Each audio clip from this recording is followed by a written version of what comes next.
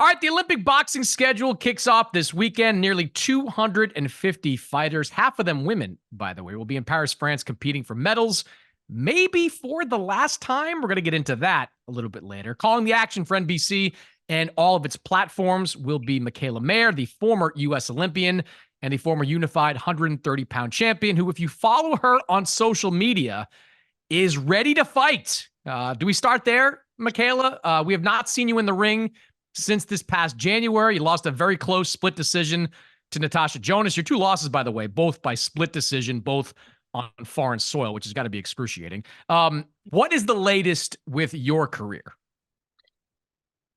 There's been so many things going on, and I haven't been on Twitter reporting the play-by-play because, I'm hoping to get things done, not trying to piss anyone off. But ultimately, me and Natasha Jonas have both agreed to get this rematch done.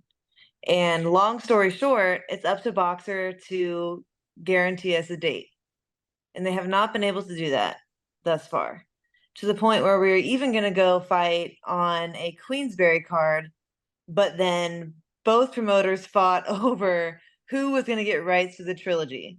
And we all know there's no trilogy without a rematch. So a little bit of greediness going on. I don't know really the details of it. All I know is I've been waiting for a date. Every time it happens, it gets pushed back. I got the offer to take this Olympic gig for NBC, which I've been working to get for the last 4 years. And so I wasn't going to pass that up with no guarantee of a fight date. So I ended up taking this. So maybe it's a little bit of a blessing in disguise because I'm really happy to be here. It's something I've been working to do and really happy to be doing.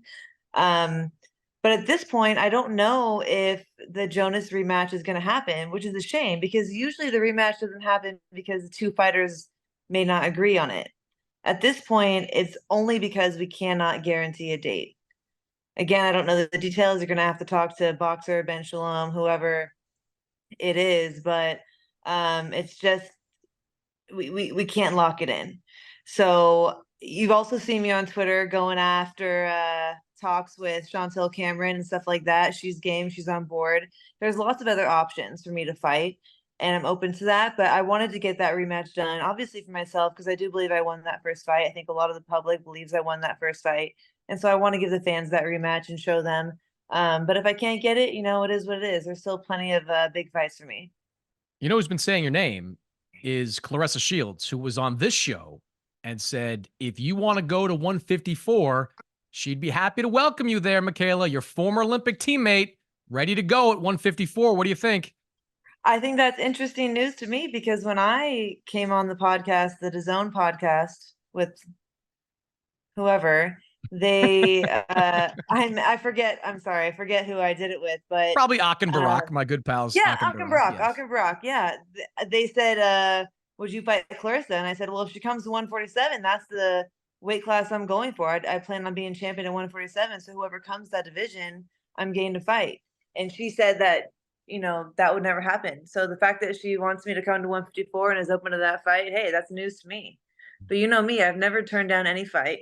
I've always been the type of fighter looking for the biggest possible matchups, giving the fans the fights that want to see. So don't count me out then, I guess. I guess it's back on the maybe list.